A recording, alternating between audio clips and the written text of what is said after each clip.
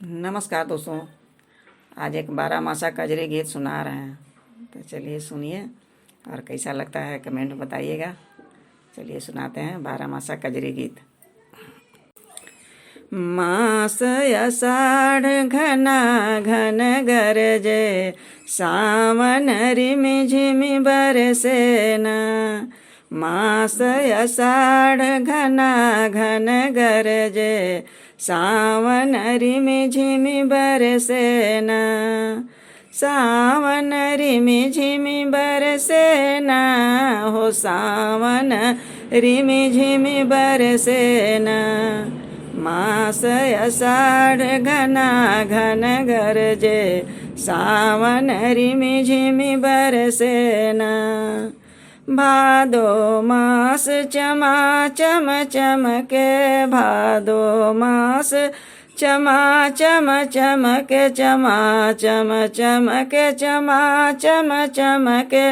भादो मास चमा चम चमके, डर मोहे लागे अगनवान।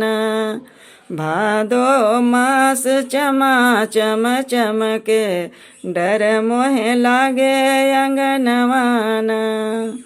आसीन मास बन मोर नाचे, आसीन मास बन मोर नाच, बन मोर नाच, बन मोर नाच। आसीन मास बन मोर नाचे, कार्तिक जले दियनवान। कार्तिक जले दियनवान। अगहन मास हमें नहीं भावे, सब सखी चली गमनवान। अगहन मास हमें नहीं भावे, सब सखी चली गमनवान। सब सखी चली गमनवान, हो सब सखी चली गमनवान। अगहन मास हमें नहीं भावे, सब सखी चली गमनवान। पूस मास मोहे जाड़ा सतावे, पूस मास हमें जाड़ा सतावे, जाड़ा सतावे जी जाड़ा सतावे। पूस मास हमें जाड़ा सतावे, माघ मास कांपे बदनवान। पूस मास हमें जाड़ा सतावे, माघ मास कांपे बदनवान। माघ मास कांपे बदनवान, हो माघ मास कांपे बदनवान। पूस मास हमें जाड़ा सतावे, माघ मास कांपे बदनवान।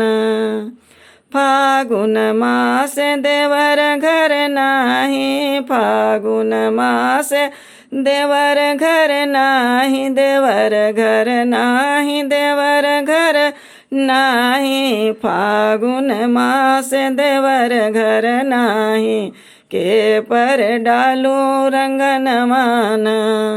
फागुन मास देवर घर नाही, के पर डालू रंगनवान।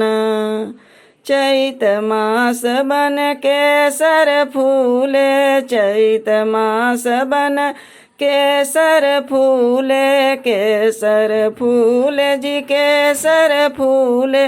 चैत मास बन केसर फूले, बैसाख मास पिया के यवनवान। चैत मास बन केसर फूले, बैसाख मास पिया के यवनवान। जेठ मास मोहे गर्मी सतावे, जेठ मास मोहे गर्मी सतावे, गर्मी सतावे जी गर्मी सतावे। जेठ मास मोहे गर्मी सतावे, टप टप चूए पसीनवान। जेठ मास मोहे गर्मी सतावे, टप टप चूए पसीनवान। मास आषाढ़ घना घन गरजे, मास आषाढ़ घना घन गरजे, सावन रिम झिम बरसे न, सावन रिम झिम बरसे न।